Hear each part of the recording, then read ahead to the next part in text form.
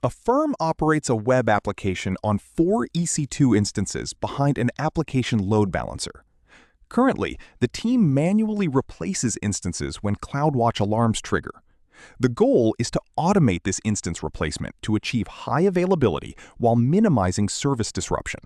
What is the best procedure to follow?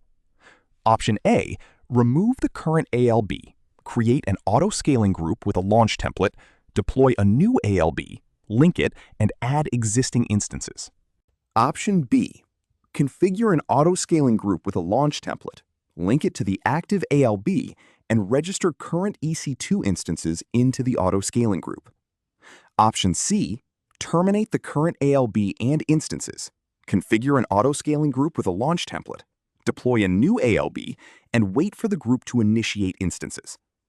Option D, configure an auto-scaling group with a launch template, link it to the active ALB, and wait for the ALB to automatically discover the instances.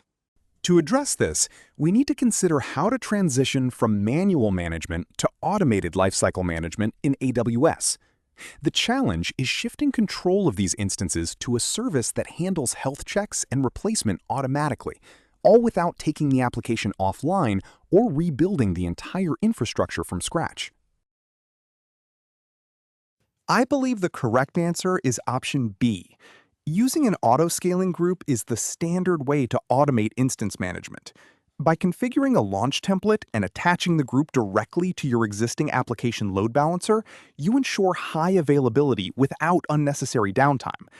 Crucially, by registering your existing EC2 instances into that new auto-scaling group, the service can immediately begin managing those instances and their health, which avoids a disruptive replacement cycle.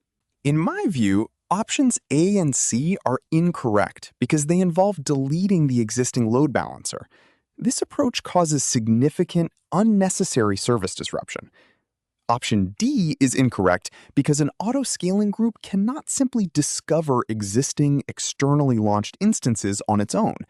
You must explicitly register those existing EC2 instances to the auto-scaling group, so it knows to manage their life cycles, health checks, and automatic replacements moving forward.